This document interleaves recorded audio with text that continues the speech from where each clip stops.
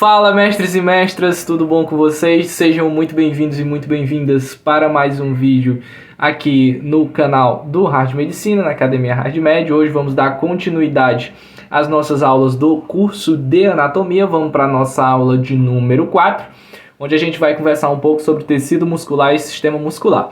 Perfeito? Antes de nós começarmos, eu gostaria de pedir que você, desde já deixe o like aqui nesse vídeo, compartilhe com seus amigos de faculdade, bem como também deixe aí nos comentários a sua crítica construtiva, a sua dúvida ou qualquer comemorativo que você quiser colocar aí nos comentários, que com certeza a gente vai estar lendo e vamos estar respondendo você, beleza? Antes de nós começarmos essa aula de número 4, pessoal, eu gostaria de dizer para vocês o seguinte fato. Depois da aula passada, a aula 3, algumas pessoas vieram falar comigo perguntando o seguinte: Eric, eu não estou entendendo, é uma playlist de histologia ou é uma playlist de anatomia? Porque os conceitos que você citou na aula passada eram bem mais conceitos de histologia do que conceitos de anatomia. E é bem verdade, pessoal, que o nosso grande objetivo aqui nesse curso, nessa playlist de anatomia, é trabalhar uma playlist de morfologia. Talvez essa seja a denominação mais correta. Então, até a 10ª aula, a gente vai estar trazendo esses conceitos introdutórios, iniciais, conceitos mais da histologia mesmo, que servirão como base para que a gente entenda como um todo a anatomia. Na realidade, não há como fazer essa dissociação. A gente acaba estudando separado na faculdade, né? Cada uma tem a sua cadeira, tem cadeira de histologia, tem cadeira de anatomia, mas a verdade é que, na realidade, as duas têm que ser juntas. Então a gente está fazendo essa abordagem aqui, e lá por volta da 10ª aula é que a gente vai começar, de fato, a parte da anatomia topográfica, como a gente já falou para vocês, que nós iremos fazer aqui, que vai ser a nossa forma de estudar a anatomia, vai ser justamente nessa forma topográfica. Beleza, pessoal? Então, como já dito, na aula de hoje nós abordaremos tecido muscular, sistema muscular como um todo, vamos conversar um pouco sobre músculos. Na aula passada a gente conversou um pouco sobre o sistema ósseo, um pouco até do sistema articular também. Eu acho que eu estou devendo para vocês uma aula de sistema articular da aula passada, mas a gente vai falar sobre articulações ainda, não se preocupem, beleza? O objetivo aqui hoje vai ser conversar sobre músculos, até para a gente não perder muito tempo, e na próxima aula a gente traz uma abordagem um pouco mais rápida sobre articulações. Eu acho que eu fiquei devendo isso da aula passada, eu não conversei sobre articulações na aula passada, então na próxima aula a gente conversa sobre sistema articular. Hoje, objetivamente, o nosso objetivo vai ser justamente, objetivamente, o objetivo, né? Foi boa essa. Mas hoje, de forma clara e evidente, nós iremos trabalhar músculos, em síntese. Perfeito? Então vamos embora. Deixa eu passar o slide aqui para que a gente possa começar. Nosso objetivo hoje vai ser trabalhar tecido muscular e sistema muscular, e a gente começa aqui com relação a essas denominações. Vamos começar falando sobre isso. Tem diferença entre a gente conceber tecido muscular e nós concebermos sistema muscular? Existe alguma diferença? A diferença ela é puramente teórica, e é bem verdade que seja dito que tecido muscular é a formação histológica. A gente compreende como sendo a formação histológica do músculo. Então, quando a gente analisa uma lâmina de histologia, o que nós estamos analisando é o tecido muscular. Enquanto que o sistema muscular é o conjunto formado por todos os músculos do corpo, ok? Então esse tecido muscular, essa formação histológica, ela vai, obviamente, seguindo aquele sistema de organização que a gente já aprendeu da biologia, né? Os tecidos eles vão se agrupar e vão formar sistemas. Aqui não é à toa, o tecido muscular se agrupa e forma um sistema muscular concebido, entendido como sendo formado por todos os músculos do nosso corpo. E todo músculo, isso aqui é uma máxima verdadeira, tá? Todo músculo ele vai ser formado por um tecido muscular específico, e outros tipos de tecido muscular também vão formar alguns músculos, ok? Vamos entender isso aqui. Eu posso ter um músculo, vou dar um exemplo aqui para vocês. O músculo cardíaco. Bom, o músculo cardíaco ele é formado por um tipo de tecido muscular específico do músculo cardíaco. Perfeito? Mas outros tipos de tecidos musculares, músculo liso, músculo estriado esquelético, também vão formar alguns outros músculos. Então isso aqui são só observações iniciais, máximas que são verdadeiras, eventualmente pode cair na sua prova aí de anatomia, ok? Que a gente está colocando aqui para nós começarmos a entender essa história do tecido muscular e do sistema muscular. Bom, quando a gente fala de tecido muscular, não há como nós citarmos essa compreensão histológica sem nós lembrarmos do que são as tais fibras musculares. Esse termo, fibras musculares, na realidade ele pode ser substituído pelo termo células musculares, que a gente bem conhece como miócitos. Então os miócitos são as células musculares ou as fibras musculares, perfeito? O tecido conjuntivo que vai estar associado a essas células musculares, ele vai juntar três coisas, né? Que são essas três coisas, Eric? As fibras nervosas, os capilares e as próprias fibras musculares, as próprias células musculares.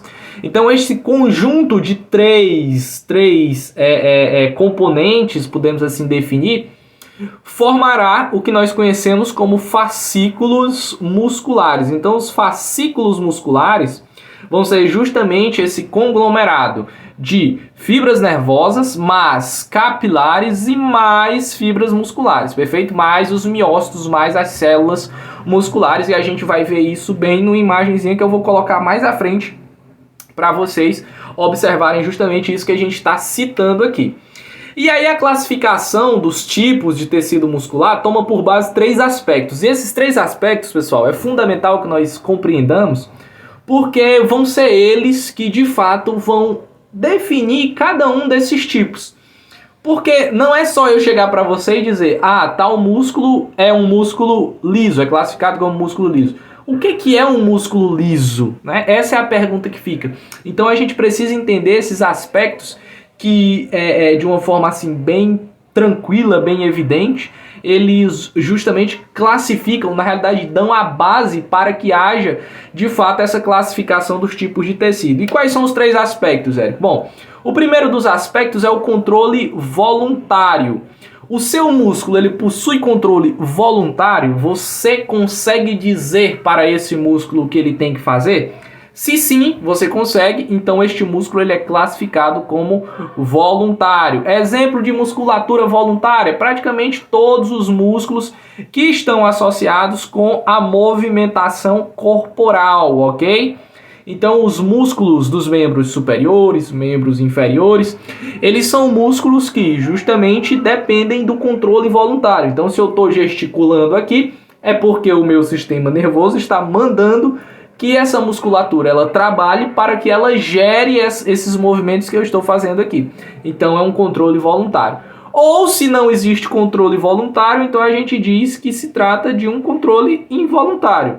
É uma musculatura de controle involuntário, ou seja, não depende de mim a sensação, o mandar para que esta musculatura ela tenha o seu trabalho realizado. Exemplo claro e fácil é o coração. Então, o miocárdio, né, que é a parte do coração muscular, a parte muscular do coração, ela não depende da nossa vontade para que ela funcione. Ela está em constante contração, controlada por um sistema próprio de condução, de condução que a gente chama, né, de sistema marca-passo. Então as células, os cardiomiócitos, elas têm essa capacidade de se autoexcitarem e de comandarem um processo de contração de forma involuntária, sem depender de mim, sem depender de você, aí o seu coração não depende de você para bater.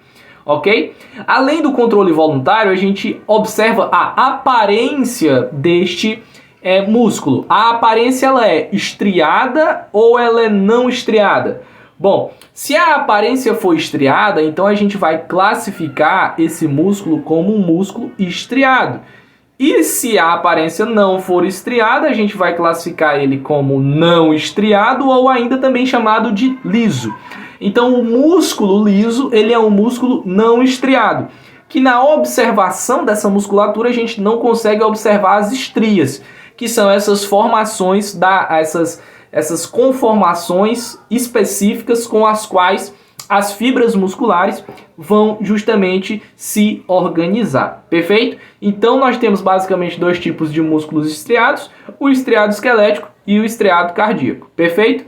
E o não estriado, que vai ser também concebido como liso. E o terceiro e último aspecto que a gente analisa para justamente classificar esta musculatura, os tipos de tecido muscular, é justamente se esse tecido muscular ele está ajudando na formação do corpo ou na formação dos órgãos. E aí, quando eu digo formação do corpo, eu estou me referindo principalmente àquela musculatura que vai nos ajudar na questão da movimentação, perfeito? Da musculatura tanto superficial quanto profunda do corpo, que nós ainda vamos estudar com detalhes nas aulas específicas de anatomia topográfica, que nós ainda teremos a partir da aula 10, ok? Então, essa musculatura é uma musculatura que forma o corpo. Então é uma musculatura que a gente concebe como sendo uma musculatura somática, que inclusive é uma musculatura que a gente tem controle sobre, ok? As fibras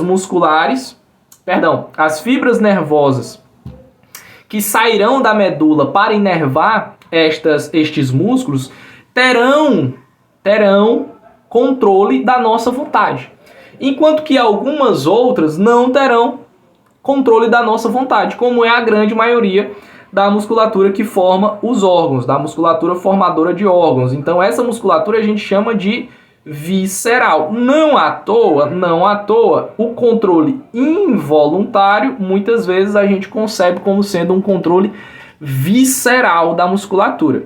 Perfeito? Então, normalmente essas musculaturas que não possuem controle voluntário nosso, exemplo outro que nós podemos citar, e que na realidade aí é um controle involuntário entre aspas. Por que é entre aspas? Porque em determinadas condições às quais nós nos submetemos, a gente consegue de certa forma conduzir um controle sobre essas fibras.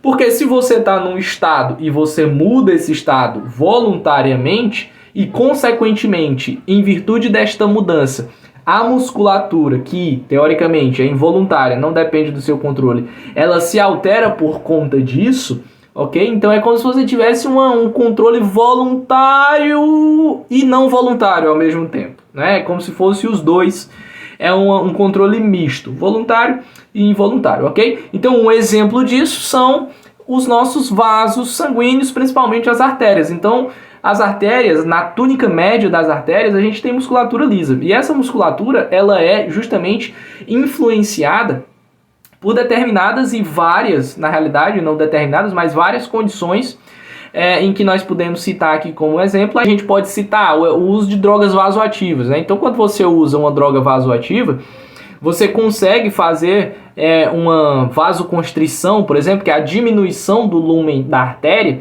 E essa diminuição, ela se dá graças a essa contração da musculatura lisa ali justamente presente na túnica média dos vasos arteriais.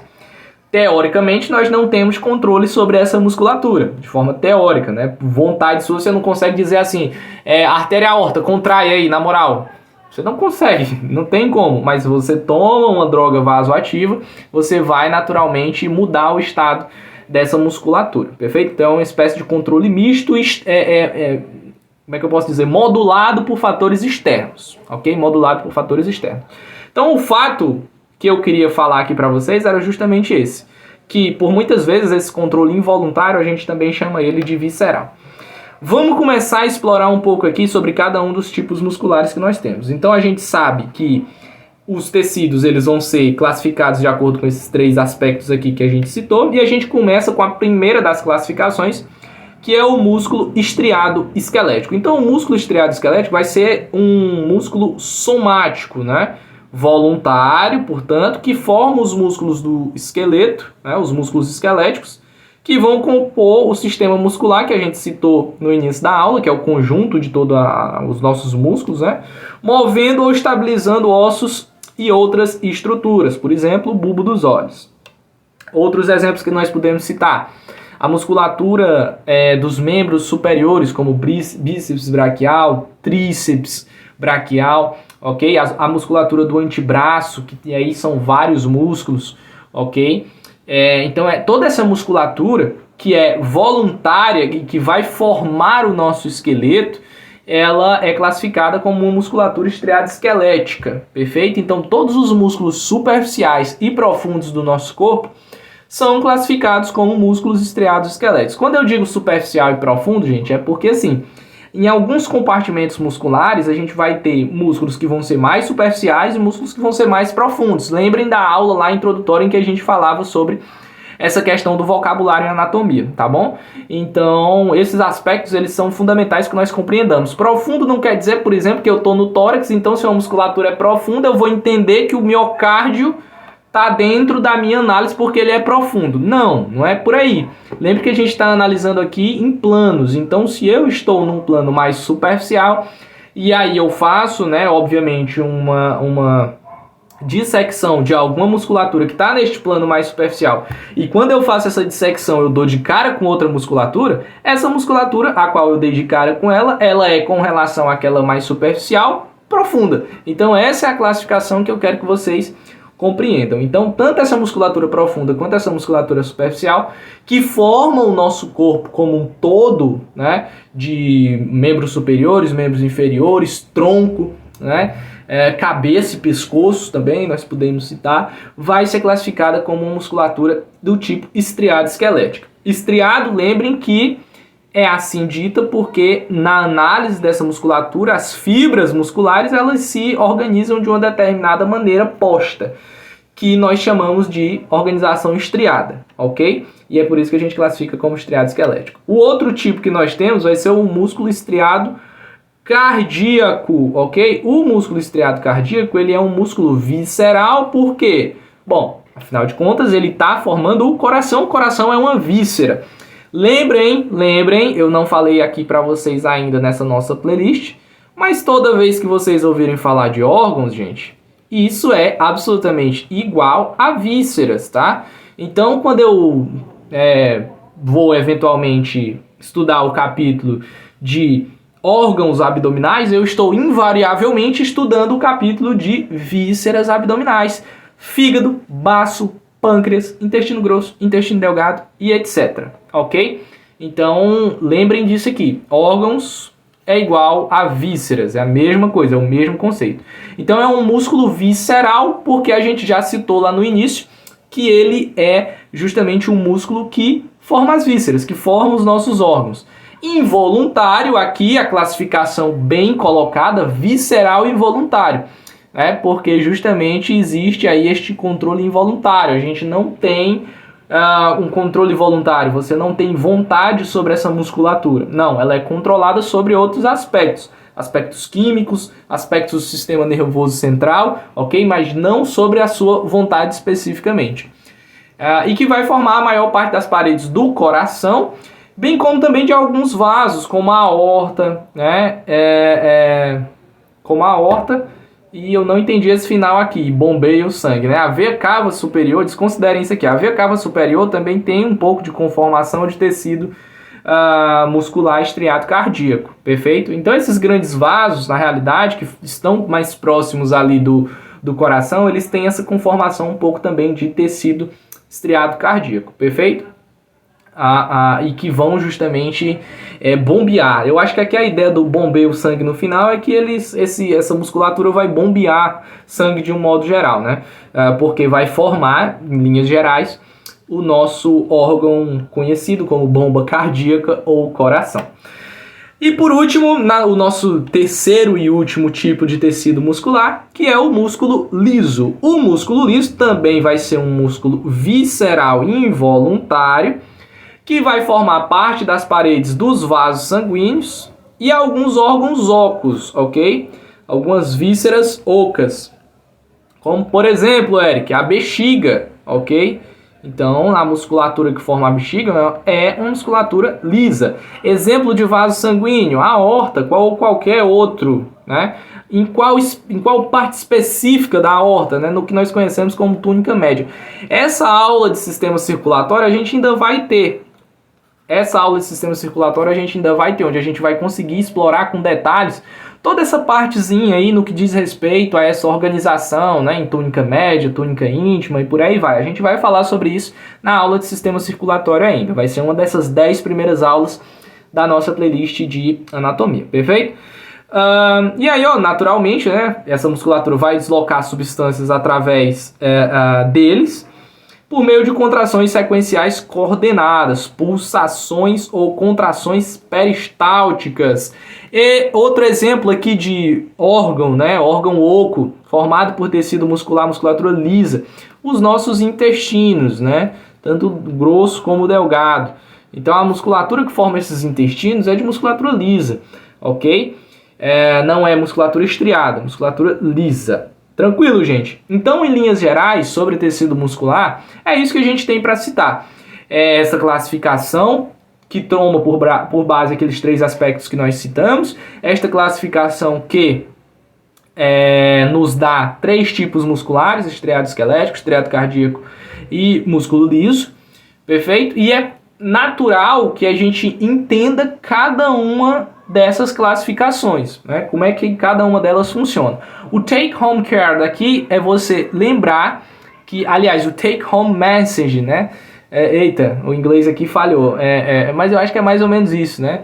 A mensagem de casa é o quê? É você lembrar que dentro dessas classificações do tecido muscular, basicamente só a musculatura estriada esquelética é que tem controle voluntário. Todas as outras duas, estriado cardíaco e liso, serão classificações de musculatura que obrigatoriamente vai ter controle involuntário ou visceral, como a gente também concebe. Ok, pessoal? Vamos seguir então. Essa parte aqui eu coloquei mais só por curiosidade, mas eu vou de repente dar um zoom aqui para ver se a gente consegue ler alguma coisa, que é basicamente essa classificação que a gente citou, né? Deixa eu ver se vocês estão conseguindo ver aqui. Então, aqui é a classificação que a gente citou, né? No tipo de músculo, se é um músculo estriado, e se ele é estriado esquelético, ele é estriado cardíaco, né? Então tem essa diferença também entre esses dois músculos. E tem a musculatura lisa, né? O músculo liso, que também a gente concebe como não estriado. Eu coloquei essa imagenzinha aí só para a gente refletir um pouco com relação a esses aspectos. Depois a gente pode até voltar para essa imagem aqui mais à frente, perfeito? Porque a gente ainda vai citar alguns aspectos interessantes na aula de hoje que talvez a gente precise dessa imagem. Então vamos embora, deixa eu só ajustar aqui o meu... Pronto, voltou, né? Ok. Então vamos embora. Vamos começar a falar sobre os músculos em si. Então a gente entendeu o tecido muscular, né, que vai ser aí formado por classificado na realidade, né, nesses 3 tipos musculares, e agora a gente vai começar a entender os músculos, que são o resultado da junção desses tecidos, né, vão formar essas musculaturas, os músculos. Os músculos, pessoal, em linhas gerais, vão ser essas estruturas avermelhadas, em sua grande maioria, ok? Em sua grande maioria, vai ser essas estruturas avermelhadas.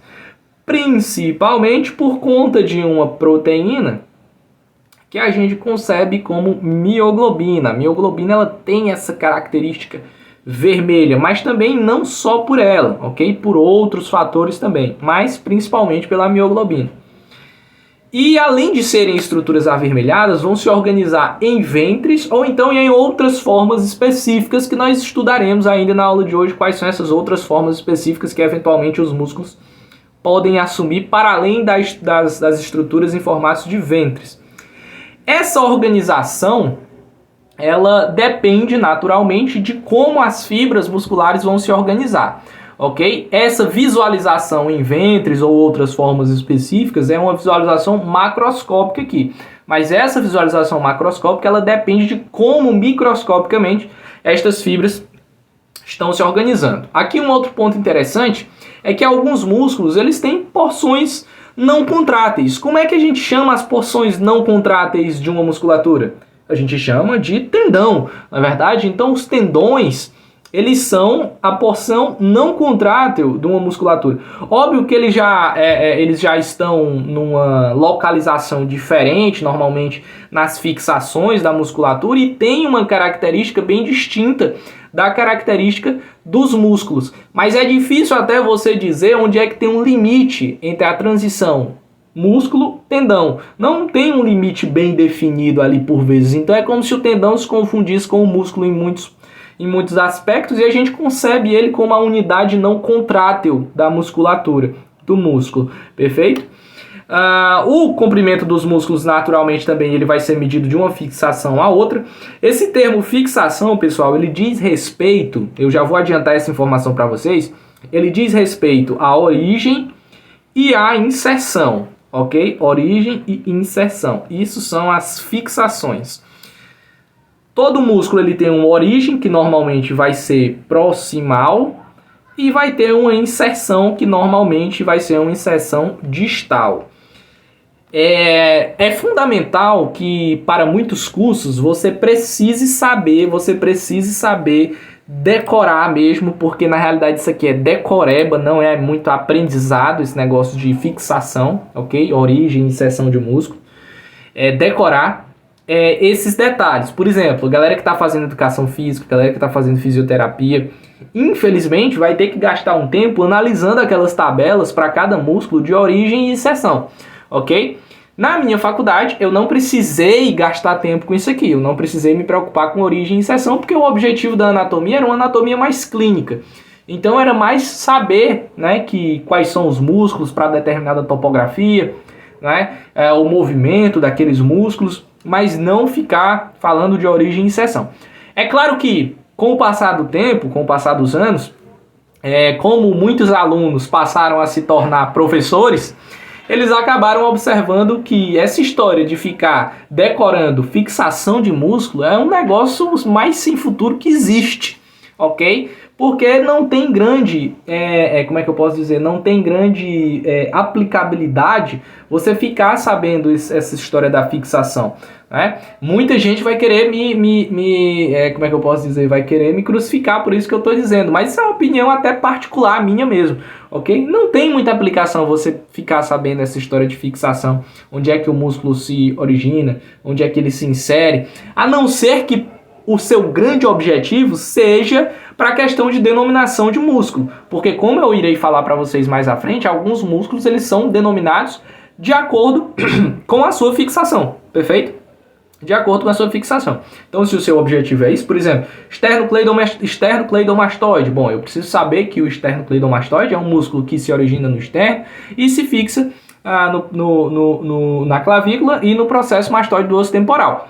Ok, beleza. Eu decorei isso com o fito de decorar, na realidade, a musculatura esternocleidomastoide. Mas não porque isso tenha grande aplicabilidade clínica, digamos assim. É o que eu estou repassando para vocês. Então, hoje tem cada vez menos sido cobrado essa história de fixação em prova. Mas ainda tem gente, ainda tem professor que cobra esse tipo de coisa em prova. Então, é fundamental que eventualmente vocês parem realmente para decorar isso aqui, ok? Para cada musculatura em específico. Infelizmente, a vida de alguns cursos na anatomia é assim. Eu, graças a Deus, não tive, né? Não precisei fazer essa análise, porque realmente é uma análise chata, é decoreba. Não tem muito o que aprender com relação a isso aqui, não. Mas enfim, opinião polêmica minha, né? E vamos focar na aula, vamos voltar para cá que é o que importa. E aí eu nem citei para vocês, né? O comprimento, óbvio, né? O tamanho do músculo, ele depende dessa distância entre as fixações, entre a origem e a inserção.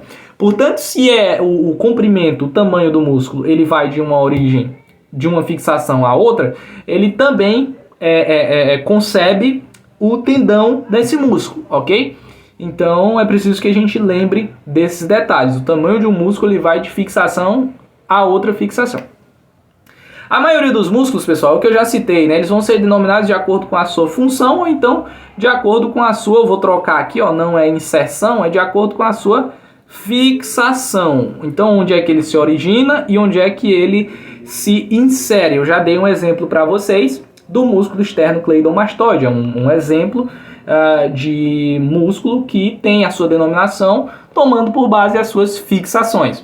E de acordo com a sua fixação, de acordo com a sua função, na realidade, vão ser vários. Isso aqui vai se repetir bastante.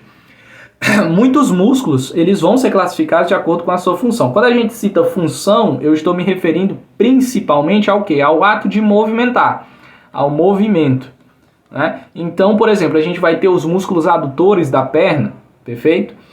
Nós vamos ter na mão, no antebraço, na realidade, o músculo flexor do dedo mínimo, perfeito? Então veja que o nome do músculo, ele toma por base a movimentação, o movimento que esse músculo faz, a sua função. Muitos músculos vão ser classificados desta maneira. Outros vão ter denominações mais específicas que a gente vai ter que entender mesmo com a observação. Mas é claro que esses músculos, eles são algumas exceções. A grande maioria respeita essa regra aqui e isso é muito bom porque facilita o nosso aprendizado para depois lembrar desses músculos. Ok, gente? E alguns outros vão ser denominados com relação à sua posição, se medial ou se lateral, ou então com relação ao seu comprimento. Se longo, se curto, ok? Lembrando que comprimento, ele é classificado como? Ele é medido como? De uma fixação a outra, perfeito? Então, a gente está só citando aqui alguns aspectos inerentes a toda essa história de músculo, ok? Que é preciso que vocês saibam. Aqui a gente tem que lembrar que o objetivo desse curso de anatomia é trazer o máximo de informações o possível. Bom, e aí vamos lá para a classificação de acordo com o formato. Como eu citei para vocês, a ampla maioria dos músculos vai ser classificado com relação aos ventres ou então com relação a formas específicas desses músculos. Alguns músculos eles vão ser denominados planos, outros vão ser denominados peniformes, outros vão ser denominados fusiformes, outros triangulares, outros quadrados, outros circulares ou esfincterianos, e outros vão ser denominados de músculos com múltiplos ventres, perfeito? Vamos para cá, para essa imagem que eu acho que ela é muito melhor para trazer essa história aqui para a gente e para ficar mais fácil, né? Vamos começar aqui de cima, ó. Um músculo que pode ser classificado para a gente como circular ou esfincteriano, o músculo orbicular do olho, ok? Então o músculo responsável, um dos músculos aí na realidade, responsável pela movimentação ocular vai ser o músculo orbicular do olho.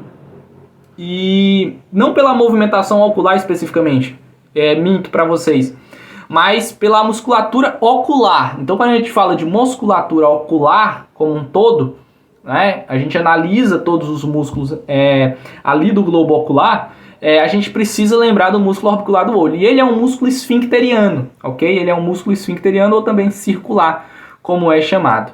Perfeito? Aqui a gente tem um exemplo de músculo peniforme, que é qual? O deltoide, o músculo do ombro, né? Então o deltoide, ele é um músculo multipeniforme, ele tem um formato de pena. Um peniforme bem, para exemplificar aqui antes da gente falar do deltoide, vai ser o reto femoral, ok? Então o reto femoral, ele tem esse formato de pena. Não à toa o nome, a classificação é peniforme, é em formato de pena. Então vejam só, o músculo reto femoral, ele é um músculo classificado como sendo peniforme. Tem alguns que vão ser semipeniformes, ou seja, vão ter um formato meio que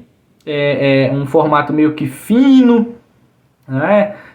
Ou então peniforme. Então a gente classifica como semipeniforme, que por exemplo aqui a gente tem o extensor longo dos dedos, como um exemplo aqui dos dedos da perna, certo?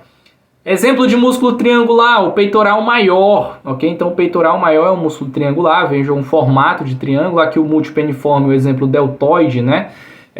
Como a gente já citou. O quadrado, o grande exemplo de um músculo quadrado é o reto abdominal, ok? Músculo reto abdominal, ele vai ser classificado como músculo quadrado. Vejam aqui, ó, essa conformação específica. Então os gomíneos, como o pessoal fala, né, do abdômen, eles vão ser justamente cada uma dessas porçõezinhas aqui das inserções tendíneas da musculatura, que diversifica, né, o reto abdominal em várias partezinhas, e cada partezinha dessa é um compartimento muscular que a gente classifica como sendo um músculo quadrado, ok? Outro exemplo, a gente tem o quadrado lombar também, né? Enfim, tem vários músculos que são classificados como músculo quadrado, ok? Fusiforme aqui, ó, músculo fusiforme, bíceps braquial. Fusiforme, gente, normalmente vai ser essa musculatura que tem uma origem em comum e aí ele se divide, né? O músculo bíceps braquial ele tem dois tendões, um tendão mais curto e um tendão mais longo. E isso se dá porque esse músculo ele se divide, ele tem dois fusos, podemos assim citar, né? Eu não sei se fusiforme vem desse termo fuso, peço desculpa para vocês, mas é como se ele tivesse duas partes, ok? Com a mesma origem. Então é um músculo fusiforme, perfeito? Bom, e aí, gente, tem vários outros aqui, né? O músculo fino, como é o caso do sartório aqui, que eu nem coloquei essa classificação aqui, né? Acho que músculo fino não tem na nossa classificação, mas a grande maioria aqui a gente viu, né? Triangular, quadrado, circular, fusiforme, peniforme. Músculo plano eu não trouxe nenhum exemplo aqui colocado, né? Nessa imagem específica, mas depois vocês podem pesquisar aí exemplos de músculos planos nessa classificação. Dificilmente a gente precisa tá sempre relembrando dessa classificação, ok? É importante que nós bem saibamos isso aqui, mas em linhas gerais essa classificação ela vai ser mais para o entendimento morfológico da musculatura e não tanto da questão de denominação dessa musculatura, tá bom? Aqui uma observação, ok? Da musculatura, ok? Da musculatura superficial do nosso corpo. Então aqui a gente vê basicamente todos os músculos na vista anterior, desse lado aqui é anterior e desse lado aqui é posterior, lado esquerdo é posterior, lado direito é anterior. Então basicamente a gente está vendo aqui todos os músculos superficiais do nosso corpo. A gente poderia começar a fazer uma análise aqui da cabeça aos pés, né? Anteriormente, na cabeça aqui estão destacados alguns superficiais como o occipito frontal, o orbicular do olho, o orbicular da boca, o zigomático maior, os músculos inferiores, e aí a gente já chega no pescoço, né? Inferiores, esternocleidomastoide, no ombro, o deltoide, aí a gente tem o peitoral maior. Temos o bíceps braquial aqui já no braço esquerdo, analisando a musculatura do braço, o serrátil anterior, o reto do abdômen, o oblíquo externo. Não vou ler todos eles, obviamente, porque aqui o objetivo aqui é só mostrar para vocês a quantidade de músculos que existem, né, no nosso corpo superficialmente. Isso aqui são só os superficiais, no plano superficial. Óbvio que quando a gente começar a dissecar isso aqui, a analisar outros planos, a gente vai ver que existem os músculos dos planos profundos. Então é por isso que eu disse para vocês lá no início, eu ressaltei essa importância de saber essa definição entre o que é musculatura profunda e o que é musculatura plana. Quando eu digo musculatura profunda, eu não me refiro, né, que tudo que vai ser profundo vai ser classificado como musculatura profunda, como o miocárdio, por exemplo. Não é isso. É dentro dessa perspectiva da dissecção. Então aqui a gente está vendo os músculos superficiais. Se a gente dissecasse o peitoral maior, o que a gente ia ver? O peitoral menor, obviamente. Ok? Então é assim que a gente concebe essa nossa análise. Tá bom, gente? Aqui foi só mesmo por curiosidade. Não se preocupem agora em estar sabendo todos esses músculos. Como eu citei para vocês, essa aula de hoje é uma aula que muita gente classifica ela como uma aula de histologia e não de anatomia especificamente. Mas a ideia aqui é só mostrar para vocês, e nas aulas da topografia mais especificamente a gente explora com detalhes cada uma dessas musculaturas. Vamos falar agora sobre a contração muscular, gente. Então nós já entendemos basicamente quase tudo sobre músculos, porque a gente já sabe quais são os tipos de tecido muscular, a gente já sabe como é que a musculatura se organiza, então vamos entender como é que acontece a contração muscular, ok?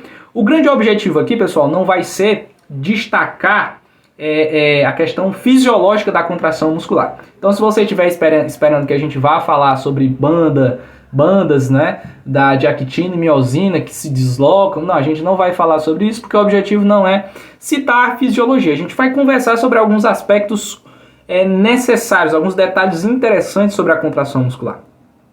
E vamos dar algumas classificações aqui que são pertinentes para a nossa análise. Então, primeira coisa, quando um músculo se contrai, ele sempre puxa. Ele sempre puxa, pessoal. Um músculo ele nunca empurra. Ah, não, Eric, agora você brincou com a gente. Por quê? Porque lá na minha academia eu malho seguindo uma divisão que o treinador fez, em que eu malho os músculos que empurram e os músculos que puxam, né? Eu uso essa análise, eu malho tríceps e sei lá, malho tríceps e antebraço porque eles puxam, né? E malho bíceps e peitoral porque eles empurram, né? Em linhas gerais, isso é uma análise que o pessoal faz com termos de movimentação, mas especificamente falando dos músculos, especificamente falando da contração muscular, nenhum músculo empurra, ele sempre puxa, ok? E como é que ocorre esse puxamento do músculo, Eric? Quando ele se contrai, pessoal, uma das fixações, que vai ser a inserção, ela vai se aproximar, enquanto que a outra, que é a origem, ela fica fixa.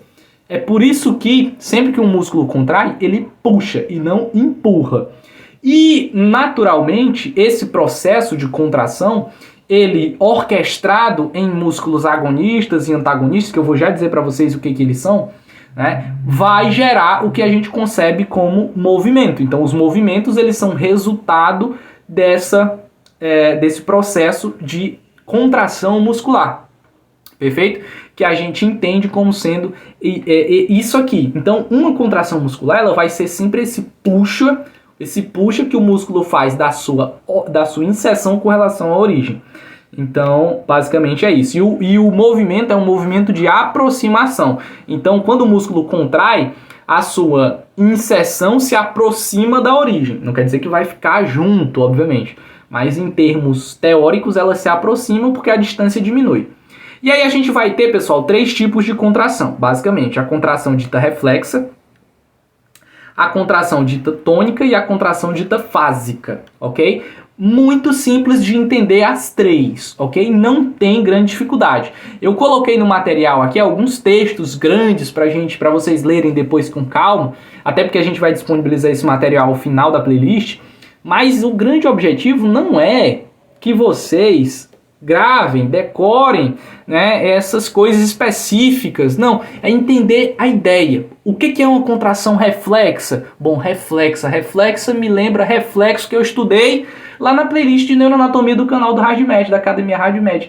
Reflexa é um reflexo, então uma contração reflexa é uma contração que o músculo faz em resposta a um estímulo, a um arco reflexo. Pronto, entendeu? É isso mesmo, é exatamente isso. O que é uma contração tônica? Bom, tônica me lembra tônus e tônus me lembra músculo. O que é o tônus muscular? É aquela contração mínima que o músculo ele faz, ele exerce para que a gente mantenha a nossa postura. Para, por exemplo, quando você fica em pé, você consiga ficar em pé. Os músculos, quando você está em pé, eles estão contraídos. Só que não estão contraídos de uma forma, como é que eu posso dizer? Um exemplo, como se você estivesse fazendo um exercício de bíceps na academia. Não, eles estão contraídos tonicamente. Então é o tônus muscular, essa contração mínima. E o que é a contração fásica? É a contração do movimento. Então é a contração que ocorre em fases, numa concêntrica e numa excêntrica. Basicamente é isso. Olha só como a gente simplificou a análise. Mas é claro que isso aqui é para a gente aprender, para a gente entender e não esquecer mais. Mas para a prova, véspera de prova, dá uma olhada no material, dá uma lida ali no detalhamento, para que você, obviamente, possa ter uma noção mais específica e possa saber com detalhes para não errar. A contração reflexa, como já dito, é um mecanismo automático, né, do sistema nervoso central que resulta em uma contração muscular. Ok? Eu coloquei aqui o exemplo do diafragma, porque o diafragma ele se contrai de forma reflexa, ok? Ele se contrai de forma reflexa. Mas outros músculos do nosso corpo, como qualquer músculo, pode se contrair de forma reflexa, né? Por exemplo, quando você pisa num prego, eu expliquei isso lá na aula de neuroanatomia sobre arco reflexo. Quando você pisa num prego, né, existe um estímulo nocivo, os nossos receptores são estimulados e esse estímulo ele vai lá na medula e na medula mesmo ele volta por um arco reflexo. E isso é a ideia de arco reflexo, né, um interneurônio que conecta esse neurônio sensitivo com um neurônio motor já para executar um movimento em vários músculos, né, em várias unidades musculares. que gerarão um resultado que é você tirar o pé. Então, quando você pisa em cima de um prego, automaticamente, né, se você não tiver nenhum problema sensitivo, você já tira o pé de cima. E quando você faz esse movimento de tirar o pé, é possível que você observe, se você fizer uma análise mental rápida aí, que você está fazendo mais de um movimento. Você está movimentando a musculatura do fêmur e ao mesmo tempo está movimentando a musculatura do pé, da perna, perfeito? E isso é uma análise bem interessante que a gente faz, ok? Então, é mais de uma musculatura que está sendo ativada ali. É uma contração reflexa, não necessariamente uma contração fásica ou uma contração tônica. É uma contração em resposta a um arco reflexo que você teve ali, perfeito? Então, qualquer músculo, de um modo geral, pode ter contração reflexa. Musculatura do braço, quando você vai inventar de ir lá na frigideira e tacar o dedo na frigideira para ver se está quente. Quando você bota o dedo lá, automaticamente você tira. Arco reflexo é uma resposta, né, é uma contração muscular em resposta a um arco reflexo, é uma contração reflexa. A contração tônica, como eu já citei para vocês, é a contração mínima dos músculos. Nenhum músculo, pessoal, fica relaxado 100%. Então, se você está sentado nesse exato momento, você está com a sua musculatura em uma dada tonicidade, você tem um tônus muscular. Se você fica em pé, como eu falei também, você tem o tônus muscular que lhe permite ficar em pé. A não ser que você tenha a perda do tônus muscular, que nós vamos conceber como sendo a atonia. Essa atonia, ela ocorre causada por algumas patologias, como a ELA, ok? A esclerose lateral amiotrófica, como a síndrome de Guillain-Barré também. Síndrome de Guillain-Barré, dentre outras mais. Algumas patologias podem causar atonia. Ressecção de nervos, né? Nervos responsáveis por a inervação de determinadas musculaturas. Então, se não existe o componente do sistema nervoso central, não existe controle sobre a tonicidade muscular. Então, se não existe controle sobre a tonicidade muscular, existe perda do tônus. Então, a musculatura fica atônica. E muitos músculos que ficam atônicos, eles acabam tendo, por não terem este controle, né, muitas vezes, um aumento da atividade do músculo que age como um músculo antagonista a essa musculatura. Então, vou dar um exemplo prático para vocês. Se de repente a musculatura... me fugiu agora, não consigo dar um exemplo bem prático para vocês, mas a ideia aqui é essa. Se o músculo agonista ele perde a sua tonicidade, porque de repente o nervo foi ressecado, né? Se ele perde a sua tonicidade, existe um aumento da expressão da atividade do antagonista, ok? E acaba que a pessoa fica com algum tipo de postura em específica. Eu não consigo lembrar de alguma aqui para dar de exemplo para vocês nesse primeiro momento. Mas de repente, se eu lembrar, eu posso colocar na edição do vídeo aí para vocês, ok? Então, algumas patologias podem causar perda de tonicidade muscular. A anestesia geral também. Então, quando a pessoa está sob anestesia geral, ela está com atonia. Ela não tem tônus mínimo, ok? Nem mínimo ela não tem tônus de jeito nenhum. Então, ela está atônica. A pessoa que está em anestesia geral está atônica. E o sono profundo também, quando você chega naquela fase do sono REM, que é o sono profundo, você está com a sua musculatura 100% relaxada, ok? Então a musculatura está 100% relaxada. É por isso que algumas pessoas, elas têm, isso aqui é uma aplicação clínica para vocês, né? A síndrome da apneia e hipopneia obstrutiva do sono, a SARROS, ela é uma síndrome que ocorre quando a pessoa está dormindo, e quando ela chega na fase do sono REM, existe essa atonia muscular fisiológica, pelo fato da pessoa estar dormindo, num sono profundo, bem profundo.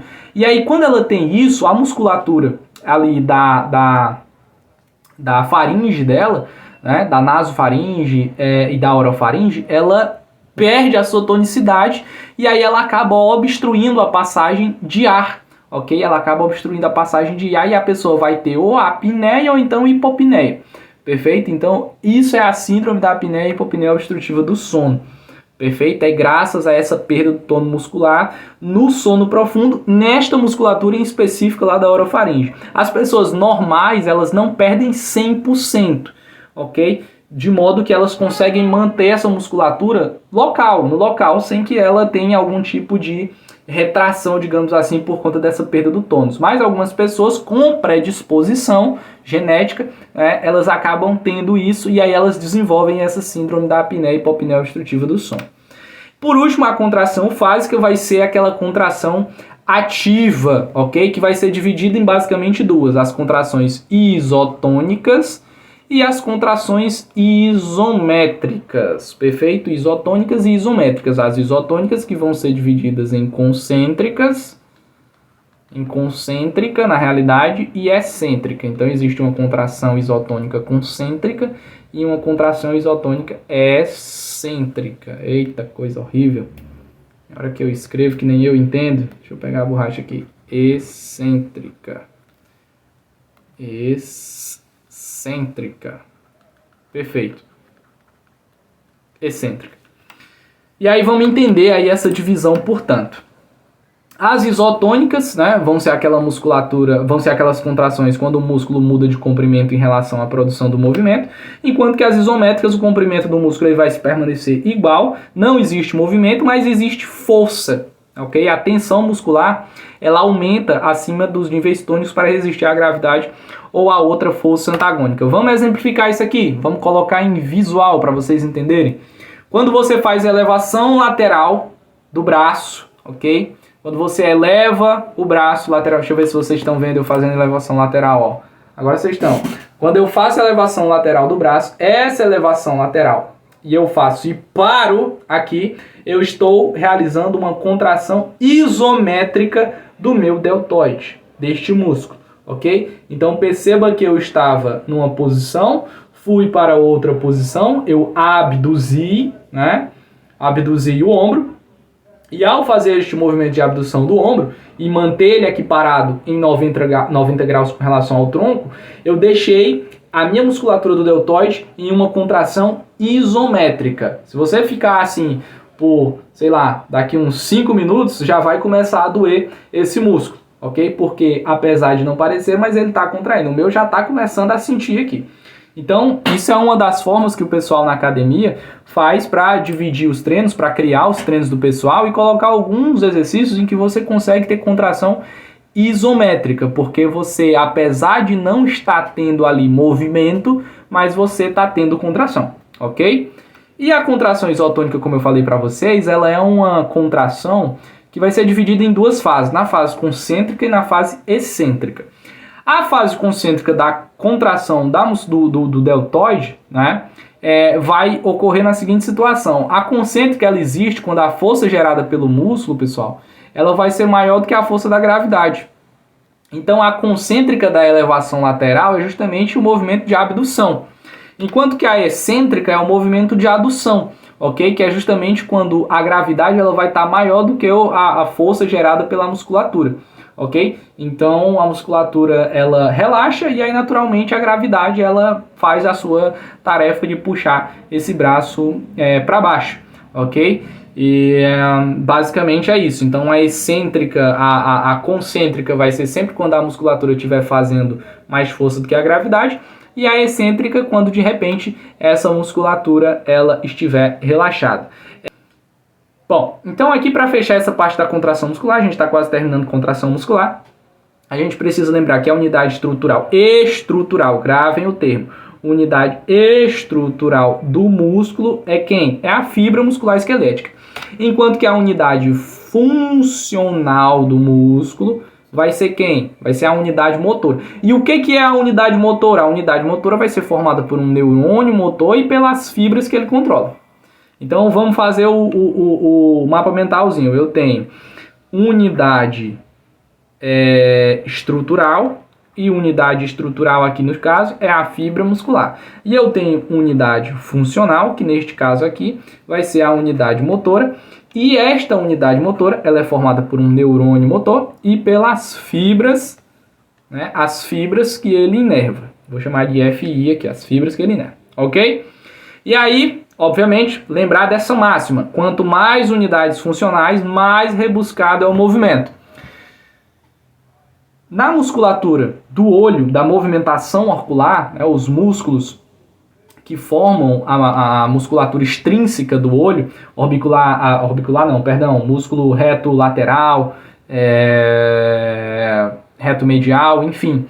Essa musculatura oblíquo superior, oblíquo inferior, essa musculatura do olho, da musculatura extrínseca do olho, ela é uma musculatura que ela é bem mais rebuscada, né, porque ela necessita de ter mais unidades funcionais para justamente ter um movimento mais delicado, um movimento mais controlado dos olhos. Enquanto que, por exemplo, no fêmur a gente tem o reto femoral e os vastos lateral e medial, e esses músculos eles não dependem tanto, né, assim, de um rebuscamento para o seu movimento, o que faz com que essa musculatura ela não tenha tantas unidades funcionais em comparação com, por exemplo, uma musculatura que vai realizar atividades mais finas, ok? Como no caso do olho. Okay? Então é importante que a gente lembre disso aqui. Quanto mais unidades funcionais, mais rebuscado ele é o movimento desta musculatura. E aí, lembrar que na contração fásica o recrutamento de unidades ele é crescente. Então, isso é uma diferença entre cada uma das contrações que nós classificamos, porque na contração fásica o recrutamento ele é crescente. Então aqui está só uma imagenzinha para mostrar para a gente com detalhes isso aqui que eu citei para vocês, né? Ele colocou aqui duas unidades, uma unidade motora 1 e uma unidade motora 2. A unidade motora 1 está em vermelho e a unidade motora 2 está em azul.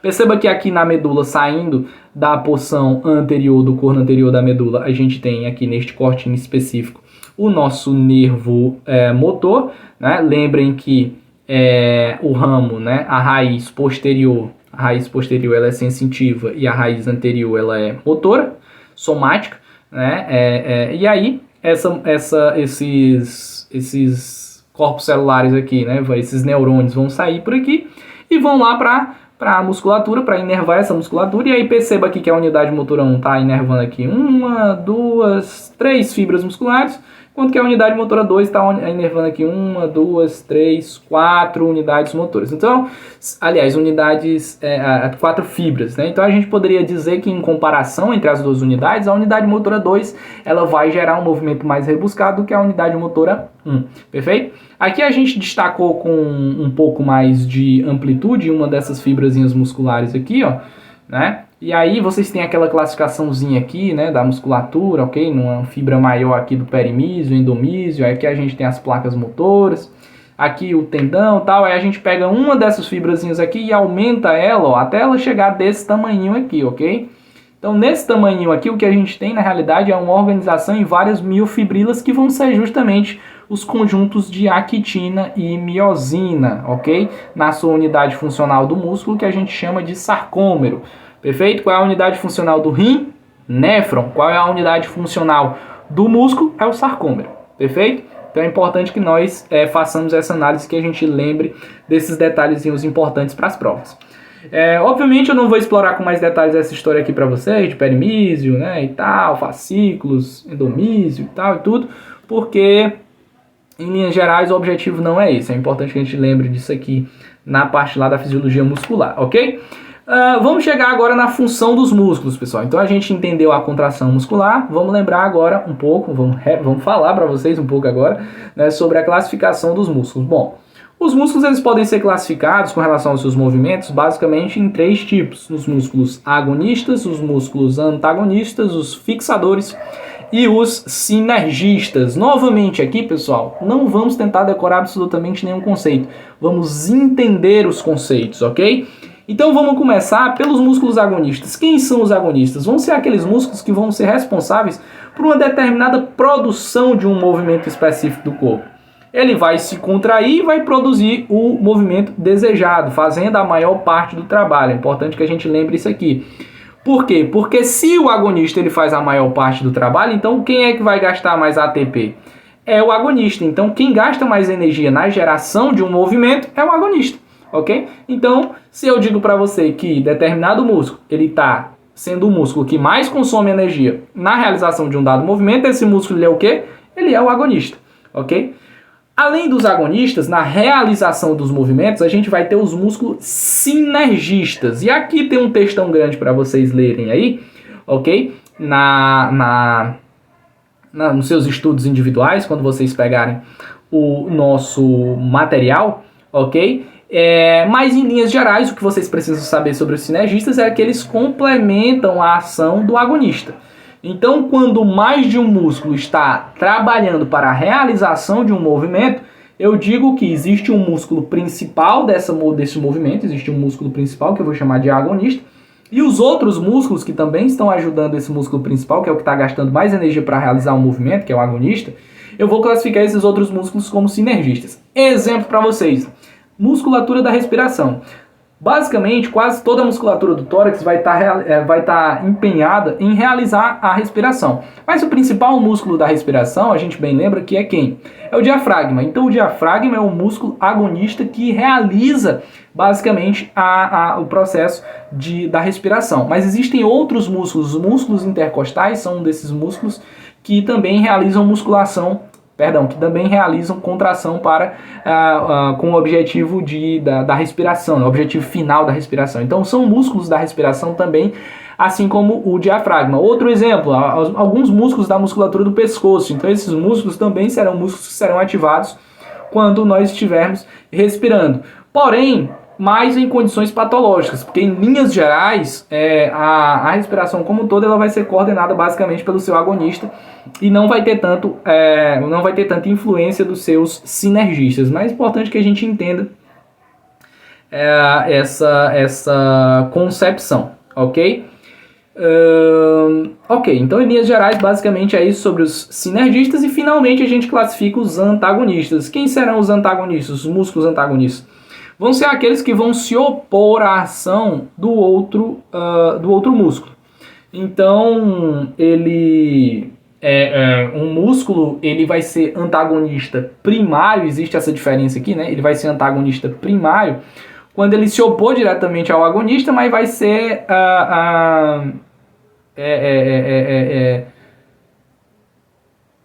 ou então pode ser pode ser caracterizado como secundário quando ele se opor aos sinergistas, ok? Então, em linhas gerais, sobre os antagonistas é isso que a gente tem para falar. Agonista é o músculo que realiza o movimento e o antagonista é o que se opõe à ação do agonista. Ele é classificado como antagonista primário por estar agindo contra, digamos assim, a ação do agonista. E se fosse contra a ação dos sinergistas, a gente classificaria ele como antagonista secundário, ok? Então é importante a gente lembrar esses aspectos com relação a essa musculatura dos antagonistas, os músculos antagonistas. Todo movimento ele é coordenado a partir de músculos antagonistas e agonistas que se contraem de maneiras diferentes e geram determinado movimento. E também pela ação de músculos sinergistas. Por último, a gente tem os músculos fixadores, que vão, de repente, lá para a gente estabilizar as partes proximais do membro mediante contração isométrica, enquanto há movimento nas partes distais, ok? Então, muitos músculos eles vão servir como músculos fixadores. Importante nós lembrarmos que um mesmo músculo, ele pode receber qualquer uma dessas classificações e, por vezes, o agonista do movimento é a própria gravidade, certo? O agonista do movimento vai ser a própria gravidade. É importante nós lembrarmos dessa história aí, ok? Bom, vamos falar um pouco agora sobre a avaliação dos músculos. A gente já está quase terminando a nossa aula de hoje. Normalmente essa avaliação, gente, ela é feita em pares, ou seja, bilateralmente. Eu faço uma análise no músculo de um lado, na musculatura de um lado, e aí eu faço essa análise na musculatura do outro lado. Normalmente essa análise, eu não sei se eu coloquei aqui, não coloquei, mas essa análise ela é feita da seguinte maneira: existem duas formas da gente analisar a musculatura num paciente, por exemplo, no exame neurológico para avaliar a força muscular, né? A gente pode fazer pedindo para o paciente empurrar, né, uma dada resistência que você pode colocar. Então, por exemplo, na extensão do punho, de repente você pode colocar aqui uma forcinha, né, para evitar que o paciente faça a extensão. Ou então você pode pedir o contrário, né? Você pode pedir para ele fazer uma flexão de braço, né? Uma flexão do braço, e de repente você colocar a resistência, pedir para que ele faça a resistência e que você faça, né? é justamente a flexão. Existem várias formas da gente analisar a avaliação muscular. Um fato é que a gente precisa fazer sempre bilateralmente, porque na descrição do exame você vai colocar lá como é que tá de um lado e como é que tá do outro. Então sempre é bom destacar este fato. Uma outra forma que a gente pode usar para classificar, para avaliar a musculatura é a eletromiografia, ou EMG, né? Então a eletromiografia ela vai nos ajudar a avaliar essa musculatura por intermédio de estímulos dessa musculatura com eletrodos em específico. Então é um exame muito interessante, eu não trouxe mais detalhes aqui sobre a eletromiografia para vocês, porque não é o escopo da nossa aula, é basicamente uma informação a mais aqui, ok? Bom, então a gente falou sobre a avaliação dos músculos, vamos falar um pouco sobre a avaliação da dor muscular. Isso aqui tudo sobre músculo ainda, tá, gente? Bom, a dor muscular, gente, basicamente ela vai ser uma dor que vai sempre, em linhas gerais, ter um início tardio. Por isso que a gente classifica ela como DMIT, ou seja, é uma dor muscular de início tardio. Dores agudas, elas são musculares, né? Dores musculares agudas, elas são um pouco mais difíceis, para não dizer que não existem, basicamente. Até mesmo quando você, de repente, rompe um tendão, lembre que o tendão é uma das partes do músculo, você vai ter aquela dor mais aguda, mais fina. Porém, essa dor, ela não é uma dor tão grande naquele primeiro momento, ela só vai ser pior, ela vai piorar mais tarde. Então, a dor muscular, ela costuma ser de início tardio, por isso que a gente classifica ela dessa maneira. E essa dor, pessoal, ela vai ser causada, basicamente, pelos microtraumas. Então, é importante que vocês saibam isso aqui desde já, porque tem muita gente que vem achando que dor muscular é gerada a partir de acúmulo de ácido lático resultante de estímulo anaeróbico, por exemplo, quando você faz um exercício de musculação na academia. Não, isso não é uma máxima verdadeira, ok? A sua dor muscular depois de um treino de perna, depois de um treino de peito, ela se dá por conta desses microtraumas, ok? Que tem a sua prevalência na contração fásica isotônica excêntrica, ok? Excêntrica. Importante que a gente define isso aqui. Então, a maioria dos exercícios, eles possuem a sua prevalência, os microtraumas vão ter a sua prevalência maior neste momento da fase excêntrica, ok? E é importante que a gente deixe isso aqui gravado para que vocês compreendam desde já que não é ácido lático que causa dor no músculo, são os microtraumas. E aí é absolutamente natural que nós compreendamos o seguinte: como é que o músculo se regenera? Então, se o músculo está traumatizado, ele vai se regenerar pelo quê? Ele vai se regenerar pela hipertrofia muscular, ok? Os músculos estriados esqueléticos, eles não aumentam o número de células, eles hipertrofiam, não tem hiperplasia, tem hipertrofia. Então eles aumentam de tamanho, podemos assim, em linhas gerais, definir para vocês. Existe um processo fisiológico com relação a isso, mas eu não vou entrar em detalhes aqui. O importante é que nós saibamos com especificidade isso aqui. Bom, então se é um microtrauma, é absolutamente natural que você tenha acúmulo ali de mediadores, né? Que vão justamente, mediadores químicos, que vão justamente realizar um processo de inflamação local, como por exemplo as prostaglandinas. Então, o acúmulo de prostaglandinas ali é que de repente vai estar causando essa dor ali mais aguda. Um dia depois ali, 2 dias depois do seu treino de perna ou do seu treino de peitoral, por exemplo.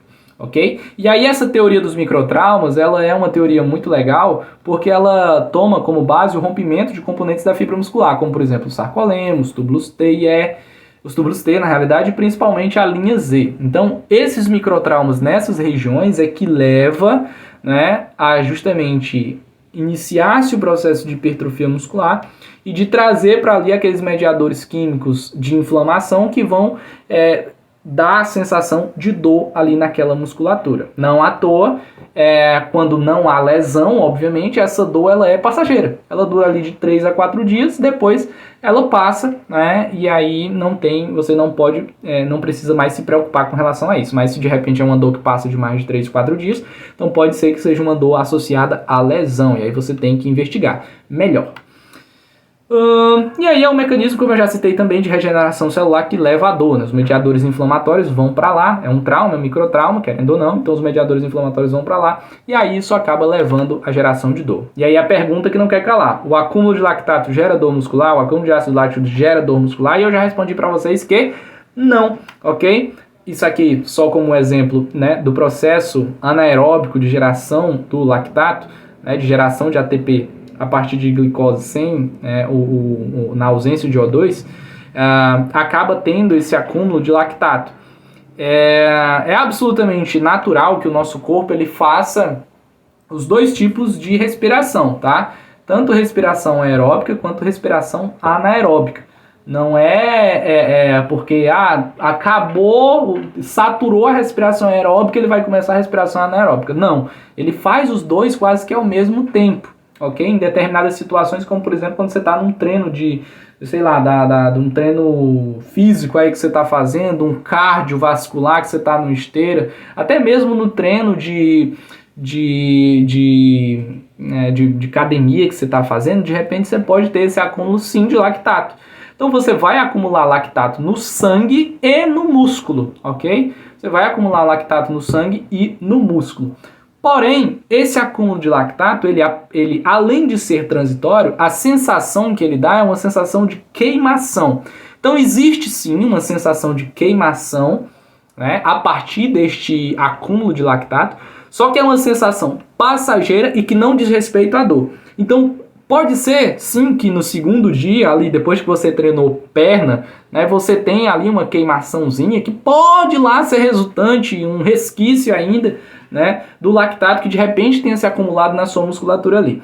Porém, o grande mecanismo da dor que você está sentindo ali são os microtraumas e não acúmulo de lactato. Tá bom, gente? Importante que a gente cite isso aí para vocês. Vamos falar agora sobre o músculo estriado cardíaco. E aí, gente, só para ficar de curiosidade aqui, quando a gente fala de lesão muscular, esses microtraumas, tem alguns mediadores químicos que podem ser medidos para, de repente, a gente avaliar se está tendo lesão muscular mesmo ou não. Tem a enzima CK, né? Tem a própria mioglobina também, quando está elevada no sangue, é um indicador de lesão muscular. Então, enfim, tem alguns mediadores que a gente pode avaliar para analisar essas lesões musculares, ok? Vamos falar rapidamente aqui sobre o estriado cardíaco. A gente finalizou agora o estriado esquelético, vamos falar sobre o estriado cardíaco, vamos falar também sobre o músculo liso, né? Então, o músculo estriado cardíaco vai formar basicamente o miocárdio, né? Que vai ser a parede do coração, ok? E também alguma pouca quantidade de músculo estriado cardíaco vai estar presente nas paredes da aorta, das veias pulmonares e também da veia cava superior. As suas contrações, elas não são controladas voluntariamente, como a gente já citou, né? É uma contração involuntária. E o músculo estriado cardíaco, ele vai ser diferente do esquelético em termos de localização, aparência, tipo de atividade, bem como também meios de estimulação. É importante nós lembrarmos que o músculo estriado cardíaco, ele tem capacidade de se autoexcitar, ele tem essa capacidade marca-passo. Algumas células, que são as células nodais, elas têm essa capacidade de se autoexcitar e gerar a contração desse músculo. É por isso que a gente não tem nenhum controle sobre a musculatura estriada cardíaca, ok?